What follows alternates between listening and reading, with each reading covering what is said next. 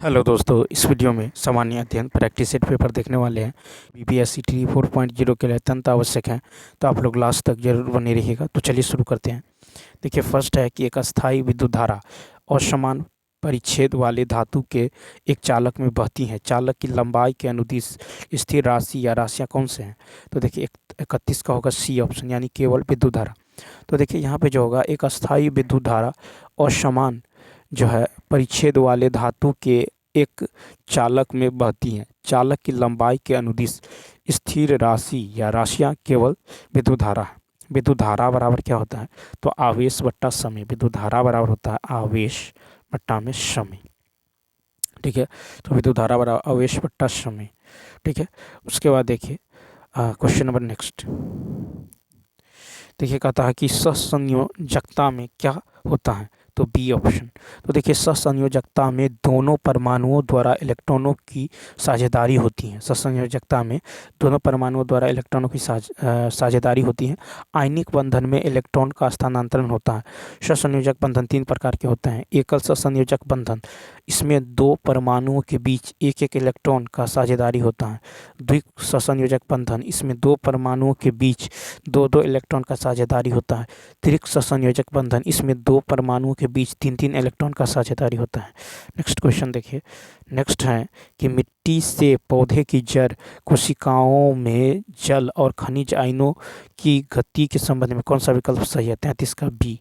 तो देखिए, मिट्टी से पौधे की जड़ कोशिकाओं में जल और खनिज आयनों की गति के संबंध में सही है कि आयन पहले सक्रिय परिवहन द्वारा अंदर प्रवेश करते हैं, उसके बाद संकेंद्रित प्रवणता के अनुदिश जल प्रवेश करता है। खनिज लवणों के आयनों का पादप कोशिका में परिवहन वाहक के द्वारा होता है। ठीक है, जिसमें ऊर्जा का व्यय होता है। इसे सक्रिय परिवहन भी कहते हैं। पादप में दो परिवहन दो भौतिक क्रियाओं के द्वारा होता है। एक तो मूल द्वारा मृदा में से कोशिका जल का अवशोषण होता है, जिसका कारण मूलदाब होता है। मूल की वलकुट कोशिकाओं द्वारा पूर्ण स्फीति अवस्था में उत्पन्न दाब, जिसके कारण जाइलम में जल, ठीक है, कुछ ऊंचाई तक जो है जाता है, और यह दाब मूल दाब कहलाता है। नेक्स्ट कहता है, जब एटीपी में टर्मिनल फॉस्फेट लिंकेज को जल के उपयोग द्वारा तोड़ा जाता है तो कितनी ऊर्जा मुक्त होती है? 34 का सी ऑप्शन, 30.5। तो देखिए, जब एटीपी में टर्मिनल जो है फॉस्फेट लिंकेज को जल के उपयोग द्वारा तोड़ा जाता है तो 30.5 किलो जूल पर जो है मूल ऊर्जा मुक्त होती है। श्वसन प्रक्रिया में ग्लूकोज के एक अणु से कुल 38 एटीपी अणु जो है उसके बाद देखिए इसके अंतर्गत जो है ग्लाइकोलिसिस के अंतर्गत 10 एटीपी अणुओं की प्राप्ति होती है और 2 एटीपी अणु खर्च हो जाती हैं, अतः 8 जो है एटीपी अणु प्राप्त होती हैं। एसिटिल जो है कोएंजाइम ए के निर्माण के समय 6 एटीपी अणु प्राप्त होते हैं एवं क्रेब्स चक्र में 24 एटीपी अणु प्राप्त होते हैं। एटीपी को ऊर्जा करेंसी कहा जाता है। एटीपी, ठीक है, और एडीपी की यदि बात करें तो इसका होता है एडिनोसिन, ठीक है, एडिनोसिन ट्राई फॉस्फेट, एडीपी का पूर्ण रूप। फिर है कि क्रेब्स चक्र में ही जो है कोशिकीय श्वसन संपन्न होता है। नेक्स्ट 35 है कि निम्नलिखित में से कौन सी विधि वनों और वन्य जीव के संरक्षण में सबसे कम हानिकारक है? तो बी ऑप्शन। तो देखिए, गैर काष्ठ वन उत्पाद का संग्रह विधि वनों और वन्य जीव के संरक्षण में सबसे कम हानिकारक है। केंद्रीय सरकार ने वर्ष 1980 में वन संरक्षण अधिनियम पारित कर लागू किया था। फिर है कि देहरादून में सन 1906 में वन अनुसंधान संस्थान स्थापित किया गया है। खाद्य एवं कृषि मंत्रालय ने वर्ष 1950 में अधिक जो है वृक्ष लगाओ आंदोलन जो है चालू किया था। केंद्रीय सरकार ने भोपाल मध्य प्रदेश में एक वन्य जो प्रबंधन संस्थान जो 1982 स्थापित किया है। 1972 इसमें वन्य जीव संरक्षण अधिनियम पारित किया गया। नेक्स्ट क्वेश्चन देखिए। नेक्स्ट है कि किसे जो है भूख हार्मोन कहा जाता है? क्योंकि यह भूख को उत्तेजित करता है, भोजन का सेवन बढ़ाता है और वसा के भंडारण में वृद्धि करता है। 36 का सी। तो देखिए ग्रेलिन, ग्रेलिन की भूख हार्मोन, ग्रेलिन को भूख हार्मोन कहा जाता है। ग्रेलिन या हंगर हार्मोन एक जो है पेंटाइट हार्मोन है। कहता है कि यह जठरांत्र, ठीक है, एरोक्राइन ग्रंथियों द्वारा स्रावित होता है। ग्रेलिन गैस्ट्रिक गतिशीलता को बढ़ाकर गैस्ट्रिक एसिड के स्राव को उत्तेजित करता है। ग्रेलिन रक्त प्रवाह में प्रवेश करता है और मस्तिष्क के एक हिस्से को प्रभावित करता है जिसे हाइपोथैलेमस के रूप में जाना जाता है, जो भूख को नियंत्रित करता है। फिर है कि लेप्टिन वसा कोशिकाओं द्वारा निर्मित एक हार्मोन है जो भूख को कम करता है। नेक्स्ट क्वेश्चन देखें, कहता है निम्न में किसको वैद्युत ऋणात्मक तत्वों के रूप में जाना जाता है क्योंकि वे इलेक्ट्रॉन ग्रहण करके ऋणावेशित आयन बनाते हैं? तो सी ऑप्शन अधातु। अधातुओं को वैद्युत ऋणात्मक तत्वों के रूप में जाना जाता है क्योंकि वे इलेक्ट्रॉन ग्रहण करके ऋणावेशित आयन बनाते हैं। ठीक है, अधातुओं की विशेषता है कि अधातुएं 3 अवस्थाओं में पाई जाती हैं। अधातुओं के गलनांक और क्वथनांक आमतौर पर कम होते हैं। अधातु विद्युत और ऊष्मा के कुचालक होते हैं। अपवाद ग्रेफाइट विद्युत के सुचालक हैं। ठीक है, आमतौर पर अधातु आमतौर पर जो है गैर चमकदार होते हैं। अधातुओं के अंतिम कक्षा में 5, 6, 7 एवं 8 इलेक्ट्रॉन होते हैं। कहता ये आवर्त सारणी के दाएं भाग में जो है स्थित रहता है। कुछ अधातुओं की संख्या 22 है। कुल अधातुओं की संख्या कितना है? 22 है। अधातुओं में जो है 10 ठोस, 11 गैस एवं 1 जो है द्रव है। ठीक है, द्रव जो है अधातु में ब्रोमीन आता है। नेक्स्ट, फिर पर्यावरण की रक्षा के लिए पहला आधिकारिक जो अंतर्राष्ट्रीय कदम कौन सा था? तो सी ऑप्शन। तो देखिए, कहता है कि पर्यावरण की रक्षा के लिए पहला आधिकारिक जो अंतर्राष्ट्रीय कदम स्टॉकहोम सम्मेलन था। स्टॉकहोम सम्मेलन 1972 में आयोजित किया गया था। इसका विशिष्ट जो तथ्य है कि इसे पर्यावरण का मैग्ना कार्टा कहा जाता है। संयुक्त राष्ट्र पर्यावरण कार्यक्रम UNEP की स्थापना हुई। 5 जून को पर्यावरण दिवस मनाने का संकल्प पारित हुआ। ठीक है, उसके बाद देखिए कुछ सम्मेलन है और वर्ष है, जैसे हेलसिंकी सम्मेलन जो फिनलैंड में हुआ था 1974 में। ठीक है, लंदन सम्मेलन ये 1975 में, वियना सम्मेलन ऑस्ट्रिया में 1985 में, मॉन्ट्रियल सम्मेलन ये कनाडा में हुआ था 1987 में, रियो सम्मेलन पृथ्वी सम्मेलन ये 1992 में हुआ था। ठीक है, और नैरोबी घोषणा पत्र ये 1997 नैरोबी। नेक्स्ट क्वेश्चन है कि 2024 में कितने व्यक्तियों को भारत रत्न से सम्मानित किया गया है? A option 5। तो वर्ष 2024 में 5 व्यक्तियों को भारत रत्न से सम्मानित किया गया है। 30 मार्च 2024 को राष्ट्रपति भवन में आयोजित एक समारोह में भारत की उपराष्ट्रपति द्रौपदी मुर्मू ने जवाहरलाल कृष्ण आडवाणी, पूर्व प्रधानमंत्री चौधरी चरण सिंह और PV नरसिम्हा राव, ठीक है, बिहार के पूर्व मुख्यमंत्री कर्पूरी ठाकुर और प्रसिद्ध कृषि वैज्ञानिक MS स्वामीनाथन को भारत, ठीक है, के सर्वोच्च नागरिक पुरस्कार भारत रत्न से सम्मानित किया है। चौधरी चरण सिंह, PV नरसिम्हा राव, कर्पूरी ठाकुर, MS स्वामीनाथन को मरणोपरांत भारत रत्न दिया गया है। ठीक है, तो चौधरी चरण सिंह, PV नरसिम्हा राव, कर्पूरी ठाकुर एवं MS स्वामीनाथन को मरणोपरांत भारत रत्न दिया गया है। नेक्स्ट क्वेश्चन नंबर देखिए,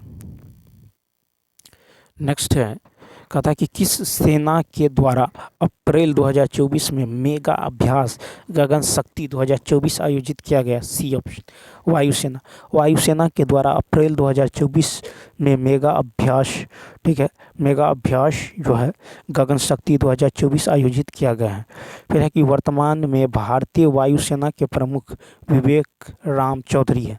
ठीक है, एडमिरल R हरि कुमार के जगह 30 अप्रैल 2024 को नौसेना के नए प्रमुख के रूप में एडमिरल दिनेश कुमार जो त्रिपाठी नियुक्त हुए हैं।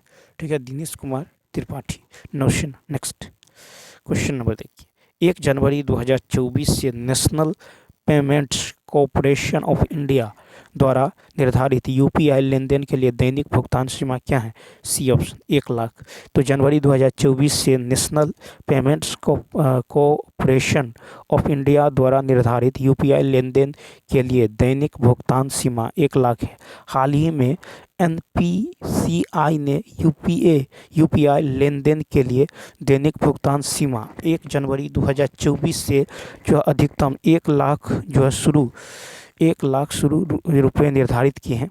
हालांकि आरबीआई ने यूपीआई भुगतान के उपयोग को व्यापक बनाने के लिए अस्पतालों और शैक्षणिक संस्थानों के लिए यूपीआई भुगतान की लेनदेन सीमा बढ़ाकर 5 लाख रुपये कर दी है। नेक्स्ट क्वेश्चन है कि बाल शास्त्री, देखिए लाल बहादुर शास्त्री महिला प्रौद्योगिकी संस्थान, ठीक है, यानी LBMWIT, जो हाल ही में WESAT नामक अपने जो है नैनो सैटेलाइट को लॉन्च करने के लिए खबरों में था, किस शहर में स्थित है? 42 का सी, तिरुवनंतपुरम। तिरुवनंतपुरम शहर में स्थित लाल बहादुर शास्त्री महिला प्रौद्योगिकी संस्थान, ठीक है, जो हाल ही में WESAT नामक जो है अपने नैनो सैटेलाइट को लॉन्च करने के लिए खबरों में था।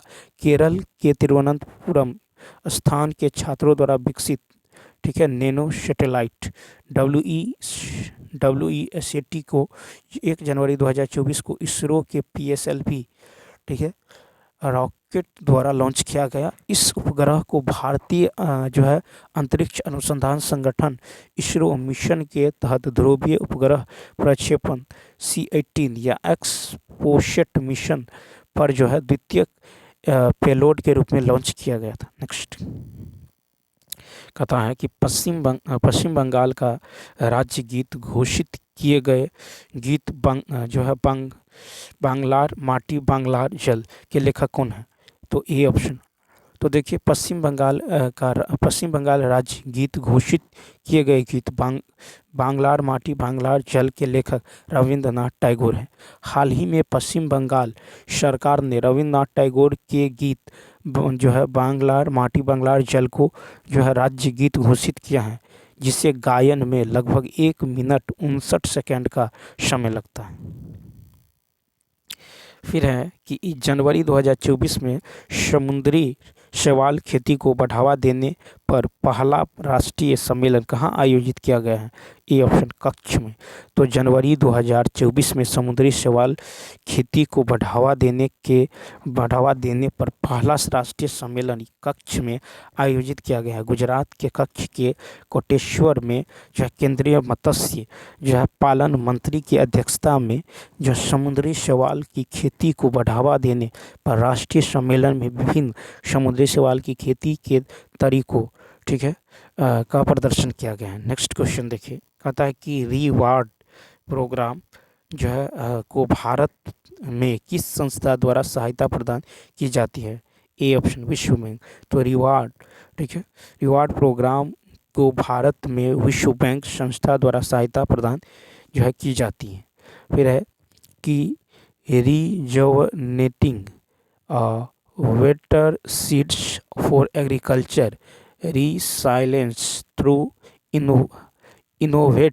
इनोवेटिव डेवलपमेंट, यानी रिवार्ड कार्यक्रम विश्व बैंक की सहायता से की गई एक पहल है, जिसे 2021 से 2026 तक लागू किया जा रहा है। नेक्स्ट है कि हाल ही में अटल भूजल योजना किस केंद्रीय मंत्रालय द्वारा लागू की गई है? बी ऑप्शन जल शक्ति मंत्रालय। तो जल शक्ति मंत्रालय द्वारा अटल भूजल योजना लागू की गई है। अटल भूजल योजना जो है एक केंद्रीय क्षेत्र की जो है जल संधि योजना 2025 की समाप्ति तिथि के बाद जो है अतिरिक्त 2 वर्षों तक जारी रहेगी। इसे जल शक्ति मंत्रालय द्वारा क्रियान्वित किया जाता है। नेक्स्ट फिर है कि भारत में क्रांतिकारी आंदोलन कहाँ से शुरू हुआ है? 47 का सी ऑप्शन महाराष्ट्र से। भारत में क्रांतिकारी आंदोलन का प्रारंभ महाराष्ट्र से प्रारंभ हुआ है, ठीक है। महाराष्ट्र में व्यायाम मंडल मित्र मेला और उसका ठीक है, बदला हुआ नाम अभिनव भारत प्रमुख क्रांतिकारी संगठन थी। प्रमुख जो है कालांतर में बंगाल इसका जो है प्रधान जो है केंद्र बन गया है। महाराष्ट्र में विनायक दामोदर सावरकर ने 1904 ईस्वी में अभिनव भारत नामक संस्था स्थापित की। अभिनव भारत संगठन के सदस्य पी.एन. वापट जो है बम बनाने की कला सीखने के लिए जो पेरिस गए थे, और बंगाल में वीरेंद्र कुमार घोष और भूपेंद्र नाथ दत्त ने युगांतर और महाबांधव उपाध्याय ने संध्या जो है नामक क्रांतिकारी पत्रिकाओं द्वारा जो है क्रांतिकारी गतिविधि का जो है प्रचार प्रसार किया।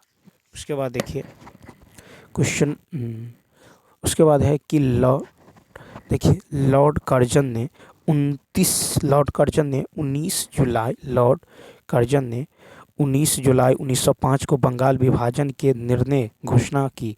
ठीक है, फिर है बंगाल विभाजन के विरोध में 7 अगस्त 1905 को कलकत्ता के टाउन हॉल में स्वदेशी आंदोलन की घोषणा की गई।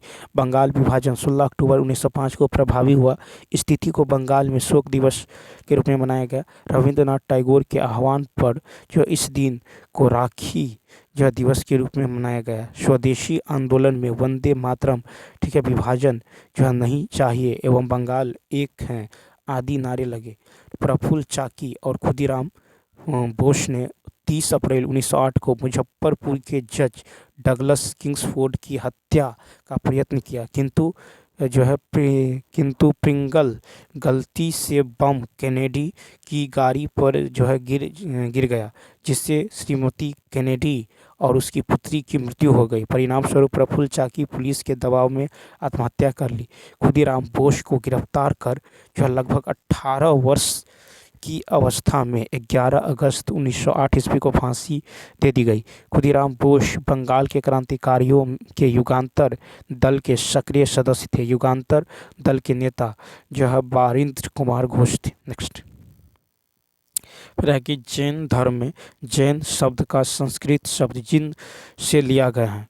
ठीक है, जिसका अर्थ खाली स्थान है, अर्थात जिसने सभी मानवीय समावेशों पर विजय प्राप्त कर ली हो। 48 का ए विजेता।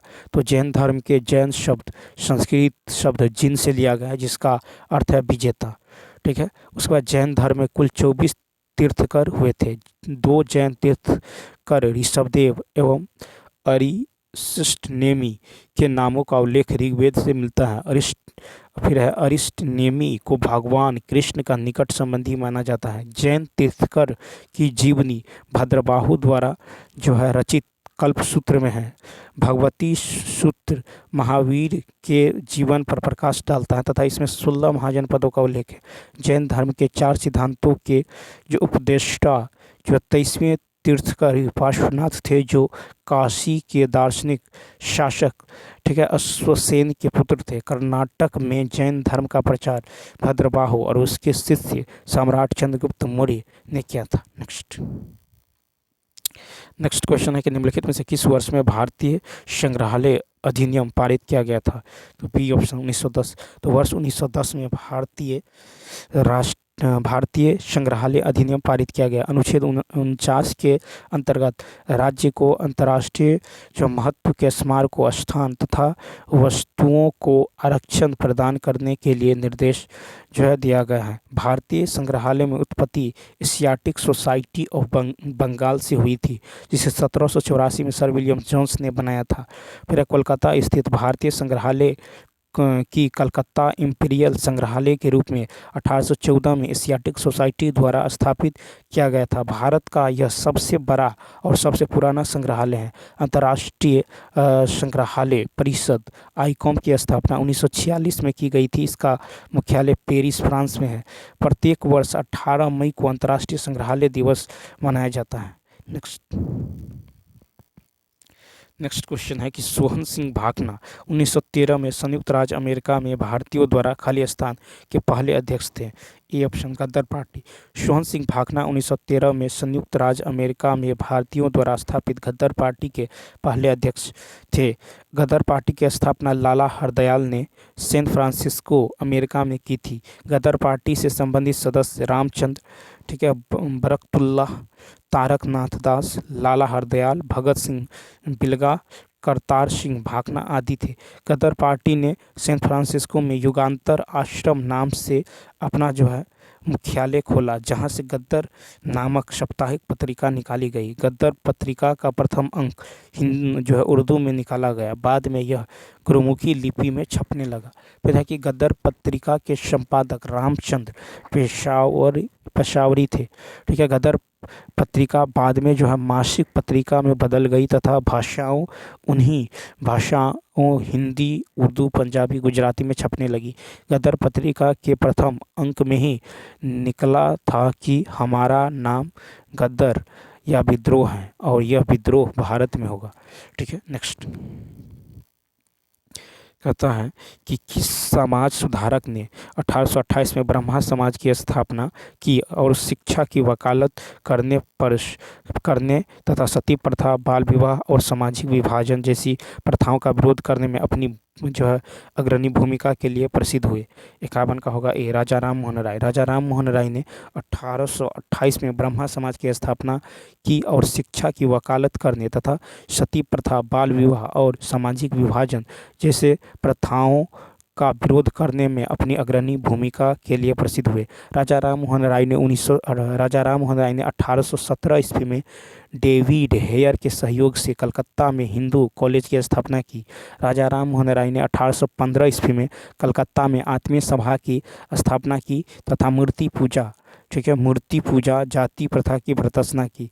फिर है राजा राम मोहन राय ने 1821 ईस्वी में कलकत्ता में जो है यूनिटेरियन, ठीक है, एकेश्वर मिशन की स्थापना की। राजा राम मोहन राय ने संवाद, कुमुदी, मिरातुल अखबार तथा जो ब्रह्मा मेनिकल जो मैगजीन नामक पत्रिका प्रकाशित की। राजा राम मोहन राय आधुनिक भारत का पिता, भारतीय राष्ट्रवाद का जनक, नव भारत का जो है तारा, नवजागरण का अग्रदूत, अतीत एवं भविष्य के मध्य जो है सेतु आदि उपनामों से भी जाना जाता है। राजा राम मोहन राय को भारतीय पत्रकारिता की अग्रदूत कहा जाता है। नेक्स्ट, स्वामी विवेकानंद ने वर्ष खाली स्थान में शिकागो में संयुक्त राज्य अमेरिका विश्व धर्म सम्मेलन में वेदांतिक दर्शन की जो है सर्वोच्चता का उल्लेख किया था। 52 का सी। तो देखिए, स्वामी विवेकानंद ने वर्ष 1893 में शिकागो संयुक्त राज्य अमेरिका में स्थित कथा कि विश्व धर्म सम्मेलन में वेदांतिक दर्शन की जो सर्वोच्चता का जो है उल्लेख किया था। स्वामी विवेकानंद ने वर्ष 1900 में पेरिस आयोजित द्वितीय विश्व जो है धर्म सम्मेलन में भी भाग लिया। विवेकानंद ने जो प्रभावशाली भाषणों से प्रभावित होकर न्यूयॉर्क हेराल्ड ने लिखा था कि भारत में ईसाई प्रचारक जो भेजना जो है बड़ी बेवकूफ़ी है। फिर है विवेकानंद ने न्यूयॉर्क में वेदांत सोसाइटी की स्थापना जो भारतीय धर्म एवं दर्शन के प्रचार हेतु किया था। विवेकानंद को 19वीं शताब्दी के नव हिंदू जो है जागरण का संस्थापक कहा जाता है। सुभाष चंद्र बोस ने विवेकानंद को आधुनिक राष्ट्रीय आंदोलन का जो आध्यात्मिक पिता कहा था। स्वामी विवेकानंद की जो शिष्या आयरिश महिला मार्गरेट जो है एलिजाबेथ नोबल थी, जो सिस्टर निवेदिता, ठीक है, निवेदिता के नाम से प्रसिद्ध हुई। नेक्स्ट क्वेश्चन देखिए, यहाँ पे मिलान करना है तो यहाँ पे हो जाएगा आपको सी ऑप्शन। ठीक है, क्या हो जाएगा? C option. यानी साइमन कमीशन का भारत आना। साइमन कमीशन का भारत आना कब आया? तो 1928 में। तो साइमन कमीशन भारत कब आया? 1928। ठीक है, साइमन कमीशन भारत कब आया? 1928 में। क्रिप्स मिशन का भारत आना। क्रिप्स मिशन आया भारत 1942 में। क्रिप्स मिशन भारत कब आया? 1942 में। क्रिप्स मिशन भारत 1942 में। फिर जालियांवाला बाग नरसंहार, ये हुआ था 13 अप्रैल 1919 को। ठीक है, जालियांवाला बाग नरसंहार। चोरी चोरा की घटना, ये कब हुआ? 1922 में। ठीक है, कब हुआ? 1922 में, यानी सी ऑप्शन। ठीक है, तो देखिए साइमन कमीशन का गठन 8 नवंबर 1927 ईस्वी को किया गया था। मार्च 1942 में क्रिप्स मिशन को भारत जो है भेजा गया। ठीक है, और द्वितीय विश्व युद्ध में भारतीयों को समर्थन प्राप्त करने के उद्देश्य से क्रिप्स मिशन को जो है मानने से भारत अनेक टुकड़ों में बंट सकता था। इस कारण कांग्रेस ने इस मिशन को अस्वीकार कर लिया। 13 अप्रैल 1919 को अमृतसर में जो है जालियांवाला बाग हत्याकांड में सरकारी रिपोर्ट के अनुसार 379 यानी 379 व्यक्तियों की मृत्यु हुआ था। ठीक है, कांग्रेस जांच समिति जो पंडित मालवीय की अध्यक्षता में बनाया गया था, इसमें 1000 से अधिक व्यक्तियों की हत्या होने की संभावना व्यक्त किया गया। 5 फरवरी 1922 ईस्वी को चौरी चौरा घटना के बाद गांधी जी ने असहयोग आंदोलन के संदर्भ में हिमालय जैसा भूल कहा था। नेक्स्ट क्वेश्चन देखिए। नेक्स्ट क्वेश्चन है कि अशोक राजाज्ञा के अनुसार राजा बनने के कितने वर्ष बाद अशोक ने कलिंग के साथ युद्ध छेड़ा था? B option 8। तो अशोक राजा के अनुसार राजा बनने के 8 वर्षों बाद अशोक ने कलिंग के से युद्ध जो छेड़ा था। अशोक ने अपने राज्याभिषेक के 8वें वर्ष में 261 ईसा पूर्व में कलिंग पर आक्रमण किया और कलिंग की राजधानी तोसली पर अधिकार कर लिया। इस युद्ध का उल्लेख 13वें बृहत शिलालेख में है। फिर है मास्की, गुजरा, नेतुर एवं जो उदयगोलम के लघु शिलालेख में अशोक का नाम अशोक मिलता है। भारत में शिलालेख का प्रचलन सर्वप्रथम अशोक ने ही किया था। अशोक की माता का नाम सुभद्रांगी था। ग्रीक एवं अरमाइका लिपि का अभिलेख अफगानिस्तान से, खरोष्टी लिपि का अभिलेख शाहबाजगढ़ी एवं मनसेहरा से पाकिस्तान से, और शेष भारत से ब्राह्मी लिपि के अभिलेख मिले हैं। नेक्स्ट क्वेश्चन है कि उष्णकटिबंधीय सदाबहार वन भारत के किस राज्य में पाए जाते हैं? तो केरल में। तो उष्णकटिबंधीय सदाबहार वन भारत के केरल राज्य में पाए जाते हैं। उष्णकटिबंधीय सदाबहार वन असम, मेघालय, त्रिपुरा, मणिपुर, अंडमान निकोबार द्वीप समूह, पश्चिमी घाट की पश्चिमी ढाल, हिमालय की तराई तथा कर्नाटक के पश्चिमी भागों में मिलती हैं। फिर उष्णकटिबंधीय सदाबहार वन भारत के उन भागों में पाए जाते हैं जहाँ औसत वर्षा जो है वार्षिक तापमान 22 डिग्री सेल्सियस से ऊंचे तथा 200 सेंटीमीटर या अधिक होती है। उष्णकटिबंधीय सदाबहार वनों में जो है मुख्य रूप से तार, ठीक है, महोगनी, फिर है नारियल, एबोनी, आबूनस, बांस, रोजवुड तथा बेंत उगते हैं। स्वतंत्रता प्राप्ति के पश्चात 1952 में पहली बार राष्ट्रीय वन नीति की घोषणा की गई। वन अनुसंधान संस्थान यानी देहरादून की स्थापना 1906 में इंपीरियल जो फॉरेस्ट रिसर्च इंस्टीट्यूट के रूप में की गई थी। भारतीय वन प्रबंधन संस्थान की स्थापना 1982 में भोपाल में की गई थी। नेक्स्ट क्वेश्चन फिर है कि संगाई हिरन किस भारतीय राज्य में किस राज्य में पाई जाने वाली एक स्थानिक प्रजाति है? B option. तो संगाई हिरन मणिपुर भारतीय राज्य में पाई जाने वाली एक स्थानिक प्रजाति है। फिर है कि डांसिंग डियर संगाई हिरन का लोकप्रिय नाम है जो केवल मणिपुर में लोकटक झील में किबुल लामजाओ नेशनल पार्क में पाया जाता है। विश्व का एकमात्र तैरता हुआ राष्ट्रीय पार्क किबुल लामजाओ राष्ट्रीय पार्क मणिपुर राज्य के इम्फाल एवं बिष्णुपुर जिले में स्थित है। किबुल लामजाओ को 1977 में राष्ट्रीय पार्क घोषित किया गया है।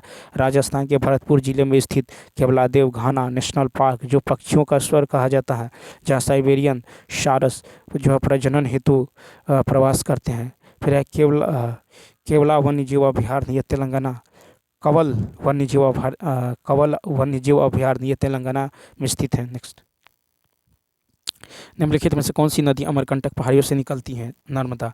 तो नर्मदा नदी अमरकंटक पहाड़ियों से निकलती है। मध्य प्रदेश में अमरकंटक की पहाड़ी से निकलकर जो है उत्तर में विंध्याचल पर्वत तथा दक्षिण में सतपुरा पर्वत के मध्य जो भ्रंश घाटी से होकर जो पहले जो है बहते हुए ये खंभात की खाड़ी में गिरती है। सरदार सरोवर परियोजना नर्मदा नदी पर स्थित है। नर्मदा नदी जबलपुर के पास जो है भेड़ाघट्टा की संगमरमर शेलों को जो है काटकर धुआंधार जलप्रपात का निर्माण करती है। गोदावरी नदी जो है महाराष्ट्र के नासिक जिले में त्र्यंबकेश्वर से निकलती है और जो है दक्षिण मध्य भारत को पार जो है दक्षिण पूर्व की ओर बहती हुई बंगाल की खाड़ी में समाहित होती है। तीस्ता नदी तिब्बत की तसी लसोम झील से निकलती है तथा रंगपुर जिले बांग्लादेश में ब्रह्मपुत्र में मिलती है। नेक्स्ट क्वेश्चन है कि मृदा अपरदन पर्यावरण के लिए मुख्य खतरों में से एक है। निम्नलिखित में से कौन सा मृदा अपरदन को रोकने में सहायक हो सकता है? तो सी ऑप्शन यानी समुच्चय रेखीय जुताई। तो मृदा अपरदन पर्यावरण के लिए मुख्य खतरों में से एक है समुच्चय रेखीय जुताई, जो मृदा अपरदन को रोकने में सहायक हो सकता है। मृदा अपरदन को रोकने के लिए अनेक विधियां अपनाई जाती हैं, जैसे पट्टीदार या जो है सीढ़ीदार कृषि, समुच्च रेखीय जुताई, अत्यधिक जो है चराई पर रोक, फिर वनों की रक्षा, बाढ़ नियंत्रण, वनों रोपण में वृद्धि, समुच्चय रेखीय जुताई में जो भूमि को समान ऊंचाई पर जोतने से हल के जो कुंड या नालियों ढाल के जो आर पार बन जाती हैं। इससे मृदा के अपरदन की गति धीमी हो जाती है। नेक्स्ट देखिए, नेक्स्ट क्वेश्चन नंबर 59 है। कहता कि मासिन राम पृथ्वी पर स्थित सर्वाधिक आर्द्र स्थान जो है यह स्थित है। तो 59 का होगा बी। तो देखिए, मासिन राम जो है पृथ्वी पर स्थित सर्वाधिक आर्द्र स्थान है और यह खासी पहाड़ियों पर स्थित है। गारो, खासी एवं जंतिया पहाड़ियों पर बंगाल की खाड़ी से आने वाली हवाएं, ठीक है, दक्षिण पश्चिम मानसून की शाखा अधिक वर्षा लाती है, जिसके कारण यहाँ स्थित मासिनराम मेघालय जो विश्व में सर्वाधिक वर्षा प्राप्त करने वाला स्थान है। अरब सागर शाखा का मानसून सबसे पहले भारत के केरल राज्य में जून के प्रथम सप्ताह में यह जो है पश्चिमी घाट पर्वत से टकराकर केरल के तटों पर जो वर्षा करती हैं। तमिलनाडु पश्चिमी घाट के पर्वतीय वृष्टि छाया क्षेत्र में पड़ता है, अतः यहाँ जो है दक्षिण पश्चिम मानसून द्वारा काफ़ी कम वर्षा होती है। तमिलनाडु में जो है शारदकालीन वर्षा उत्तर पूर्वी मानसून के कारण होती है। उत्तरी भारत के मैदानी भागों में शीत ऋतु में वर्षा पश्चिम विक्षोभ या जेट स्ट्रीम के कारण होती है। तथा राजस्थान में इस वर्षा को जो है मावट कहते हैं। नेक्स्ट, फिर शीत ऋतु में जो है उष्ण जो कटिबंधीय अभिसरण क्षेत्र की दिशा क्या होती है? 60 का बी, तो दक्षिण की ओर। तो शीत ऋतु में जो है उष्ण कटिबंधीय अभिसरण क्षेत्र की दिशा जो है दक्षिण की ओर होती है।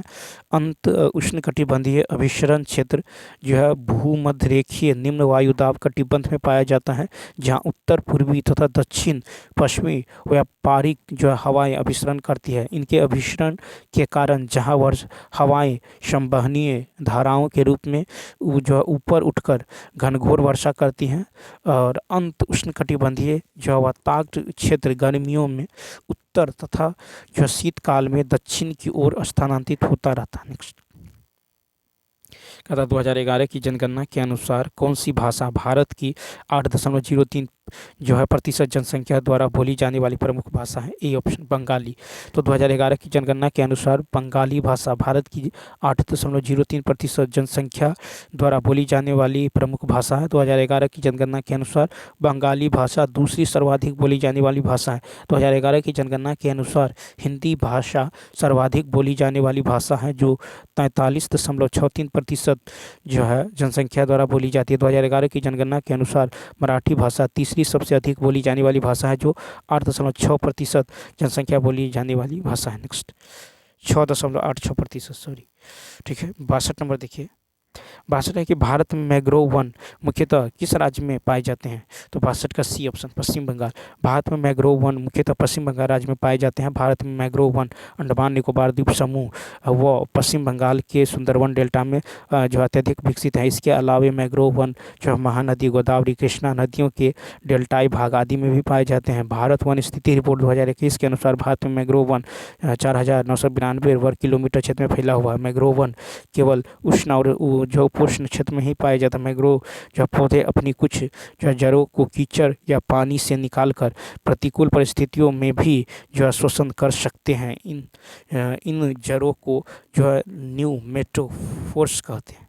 नेक्स्ट, फिर है कि यदि चार अलग अलग संख्याओं का लघुत्तम समावर्तक 270 और प्रत्येक युग्म का महत्तम समावर्तक 9 है, तो चारों संख्याओं का गुणनफल कितना होगा?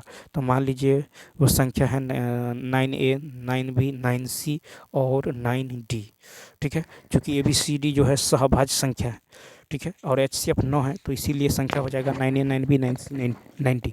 उसके बाद यदि देखें, और यहाँ पे देखिए लॉसो दे दिया गया है आपको कितना, 9, तो यहाँ पे जो हो जाएगा, सॉरी लॉसो है 270, तो यहाँ पे लघुत्तम क्या होगा? 9ABCD बराबर 270। तो यहाँ से ABCD का मान कितना निकल जाएगा? ABCD का मान निकल जाएगा 30, ठीक है। ABCD, सॉरी 9 3 कितना होगा? 27, तो ए बी सी डी का मान निकल जाएगा 30। अब चारों संख्याओं का गुणनफल क्या होगा, तो ए बी सी डी का मान निकल गया, चारों संख्याओं का गुणनफल होगा 9A 9B 9A, ठीक है, 9B 9C और 9D, ठीक है, यानी हो जाएगा कितना, तो ये हो जाएगा 6561 गुने A B C D, A B C D की जगह 30 रख दीजिए, तो ये हो जाएगा कितना 196 83 जीरो, यानी इसका राइट आंसर होगा 196 83 196 83 जीरो, यानी C option. Next question number next है, कहता है कि यदि द्विघात समीकरण इतना बराबर जीरो का एक मूल -3 है, द्विघात समीकरण इतना बराबर जीरो के जो है मूल समान है के का मान, तो यहाँ पे जो है एक मूल दे दिया गया है, तो यहाँ से आप क्या कीजिए, यदि -3 है तो ये हो जाएगा 2x के जगह -3 का स्क्वायर प्लस -3p और -3 बराबर जीरो, ठीक है, बराबर जीरो, तो यहाँ से p का मान निकाल लीजिए, ये हो जाएगा 18 माइनस 3p माइनस 3 बराबर जीरो, ठीक है, तो 3p बराबर क्या होगा 15, तो p बराबर होगा 5, p बराबर कितना निकल गया 5। अब यदि p बराबर 5 है तो यहाँ पे जो है रख दीजिए p 5, तो 5 into x square plus x plus के बराबर जीरो, यानी 5x square plus 5x plus के बराबर जीरो, ठीक है, और मूल समान है यानी डी जीरो है, तो डी यानी विवेचक क्या होता है बी स्क्वायर माइनस 4ac बराबर जीरो, यहाँ पे रख दीजिए, तो 5 का स्क्वायर 25 माइनस 4 पंचे 20 के बराबर जीरो, तो यहाँ से के का मान निकल जाएगा कितना 25/20 यानी 5/4, ठीक है। नेक्स्ट 65 देखिए 13 और 43 के बीच की उन सभी संख्याओं का औसत कितना होगा जो उससे विभाज्य है, तो 13 और 43 के बीच की संख्या जो 3 से, ठीक है, जो कहता है 13 और 43 के बीच की संख्याएं, तो ये होगा 15 18, ठीक है, 15 18 21 और होते होते जो है 42 तक, ठीक है, तो यहाँ पे देखिए ए का मान कितना है, तो ए का मान जो 3 से विभाज्य है, ठीक है, तो 3 से विभाज्य है 15 18 21 उसके बाद 42, ए आपको पता चल गया, तो एन बराबर क्या होगा फर्स्ट ए बराबर यानी एन बराबर होगा last term minus first term by difference plus का 1, एन बराबर होता है अंतिम पद माइनस प्रथम पद बट्टा में अंतर, तो कितना हो जाएगा यहाँ पे, ये हो जाएगा 9 + 1 यानी 10 हो जाएगा, एन का मान कितना निकल गया 10। अब योग निकाल लीजिए, तो योग क्या होगा n/2 यानी 10/2 इंटू ए प्लस एन, ठीक है, ए प्लस एन यानी हो जाएगा 5 इंटू में 57, 7 पंचे 35, 5 25 3 28 285, ठीक है, क्या हो जाएगा 285, इसका औसत कर रहा है तो 285/10 28.5। नेक्स्ट फिर कह रहा है कि किसी प्लेटफॉर्म के ऊपर से एक टावर के उन्नयन कोण 30 डिग्री है, किसी प्लेटफॉर्म के ऊपर से, ठीक है, किसी प्लेटफॉर्म के ऊपर से टावर कहता है कि से किसी प्लेटफॉर्म, ठीक है, उन्नयन कोण इतना है, टावर इतना मीटर ऊंचा है, तो देखिए टावर ये देख ले यहाँ से मान लीजिए, तो कह रहा है कि किसी प्लेटफॉर्म के ऊपर से एक टावर के उन्नयन कोण, ठीक है, टावर का उन्नयन कोण कितना है तो 30 है। फिर कह रहा है कि टावर की जो है ऊंचाई कितना है 45 है, यानी यहाँ से यहाँ तक कितना है तो 45 है, ठीक है, तो यहाँ से यहाँ तक 45 है, और कह रहा है ऊंचा और प्लेटफॉर्म तथा टावर के बीच क्षैतिज दूरी 40√3, ये 40√3 है, तो ये भी होगा 40√3, तो हमको निकालना है प्लेटफॉर्म की ऊंचाई, यानी प्लेटफॉर्म की ऊंचाई निकालना है, तो यानी आपको निकालना क्या है, तो यहाँ पे देख लीजिए आपको निकालना है प्लेटफॉर्म की ऊंचाई यानी ये h, तो यहाँ पे जो हो जाएगा, तो यहाँ पे देख लीजिए ये पूरा यहाँ से यहाँ तक 45 है, ठीक है, 30 डिग्री, इसका मान यदि ए सी डी बी और इसको रख लेते हैं ई, ठीक है, तो 10 त्रिभुज ए बी सी इसमें 30 डिग्री का मान कितना होगा 1/√3 बराबर क्या होगा ए सी बट्टा में 40√3, ठीक है, तो यहाँ से ए सी निकल जाएगा कितना, ए सी निकल जाएगा आपको ए सी यहाँ से निकल जाएगा कितना 40, ए सी निकल गया 40, ये निकल गया 40, ठीक है।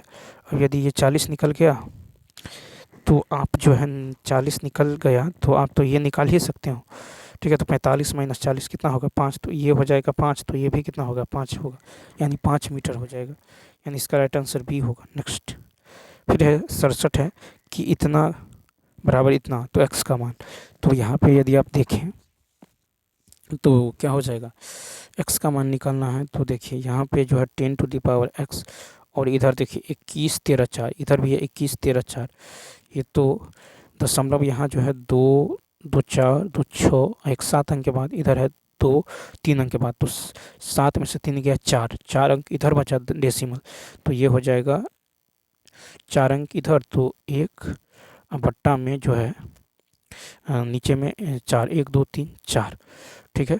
तो 4 हो जाएगा, यानी ये हो जाएगा आपको 10 के पावर कितना -4, 10 के पावर -4, एक्स का मान कितना हो गया -4, यानी इसका राइट आंसर हो जाएगा ई ऑप्शन। नेक्स्ट क्वेश्चन में देखिए 68, कहा था कि अनु किसी कार्य को करने में, ठीक है, बिन्नी से 4 गुना कार्य कुशल है। तो यहाँ पे देखिए अन्नू और बिन्नी, तो अन्नू का एफिशिएंसी 1, तो बिन्नी का 1, तो अन्नू का 4, तो कुल कार्य कितना होगा। तो यहाँ पे कहता है ये जो है मिलकर 7 घंटे, तो यहाँ पे देखिए 5, कुल एफिशिएंसी 5 गुने 7, तो कहता अकेले कार्य को तो कौन कर रहा है, तो यहाँ पे जो है अन्नू कर रहा है, तो 4 की एफिशिएंसी से कितना होगा 7 पंचे 35/4, ए ऑप्शन। नेक्स्ट क्वेश्चन देखिए, कहता है कि बिना किसी स्टॉप पर रुके एक बस की चाल 70 किलोमीटर है, और जो है यह कहता है स्टॉपों पर रुकती हुई तब इसकी चाल इतना है, तो प्रति घंटे बस कितने मिनट रुकती हैं। तो यहाँ पे देखिए, तो यहाँ पे जो निकल जाएगा अभिष्ट समय, प्रति घंटा रुकने का जो समय निकल जाएगा, ये निकल जाएगा बिना रुके चाल माइनस रुक कर कितना जाता है 56, और बट्टा में बिना रुके चाल लेना होगा, नीचे में गुना में 60 करना होगा, अगर 60 करना होगा मिनट में है तो घटा लीजिए तो कितना होगा, ये हो जाएगा 14 14 14 पंचे 70, 12 पंचे 60, यानी 12 मिनट, ए ऑप्शन। ठीक है, तो होगा बिना रुके चाल माइनस रुका हुआ चाल, और बट्टे में बिना रुके चाल और गुना 60। नेक्स्ट क्वेश्चन नंबर देखिए 70, कहता है कि इतना इतना के अनुपात में उसका लघुत्तम समावर्त इतना है, तो संख्या क्या होगा 3x 8x और 15x। तो यहाँ से जो हो जाएगा 3 गुने 8 गुने, एलसीएम ले लीजिएगा, तो इसका एलसीएम ले लीजिएगा, ठीक है। तो क्या हो जाएगा 3 गुने, इसका हो जाएगा 3 गुने 5 15, तो 8 3 8 5 40, 120, यानी हो जाएगा 120x बराबर 8280, ये कट जाएगा, ठीक है। और यहाँ पे जो है, यहाँ पे आपको निकल जाएगा ये कितना, x का मान निकल जाएगा 69, ठीक है। तो मौसौ करा है, तो सी ऑप्शन क्या होगा, सी ऑप्शन। तो चलिए दोस्तों, इस वीडियो में इतना ही, मिलते हैं नेक्स्ट वीडियो में। Thanks for watching.